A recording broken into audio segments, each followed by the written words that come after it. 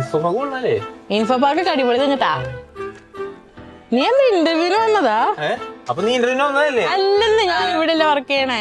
എവിടെ? ഏത് കമ്പനിയില്? ഗാൽടെക്കില്. അതെവിടെ? അതവിടെ. നീ എപ്പാ അക്കൗണ്ടന്റ് ആയിട്ടാണോ വർക്ക് ചെയ്യണ? അല്ല, ഞാൻ ഡെവലപ്പർ ആയിട്ടല്ലേ വർക്ക് ചെയ്യുന്നേ. വെബ് ഡെവലപ്പറാ? അതെങ്ങനാ?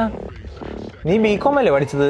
ആദ്യം ഞാൻ 5 സ്റ്റെപ്സ് ഫോളോ ചെയ്ത്, അങ്ങനെ ഞാൻ കോഡിങ് പഠിച്ചു, അങ്ങനെ ഡെവലപ്പറായി. 5 സ്റ്റെപ്സാ? അതേതാണ്?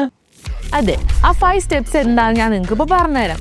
ഫസ്റ്റ് വൺ എന്ന് പറയുന്നത് ChatGPT, Gemini, Pika പോലുള്ള AI ടൂൾസ് യൂസ് ചെയ്തിട്ട് ചെറിയ ചെറിയ പ്രൊജക്ട്സ് ഒക്കെ ക്രിയേറ്റ് ചെയ്ത് നോക്കുക. സ്റ്റെപ്പ് നമ്പർ 2 എന്ന് പറയുന്നത് നമ്മൾ പ്രോംപ്റ്റിംഗ് പഠിക്കുക എന്നുള്ളതാണ്. AI ആയിട്ട് ഇൻട്രാക്ട് ചെയ്യുമ്പോൾ ഏറ്റവും ഇമ്പോർട്ടൻ്റ് ആയിട്ടുള്ള ഒരു സ്കില്ലാണ് പ്രോംപ്റ്റിംഗ് എന്ന് പറയുന്നത്.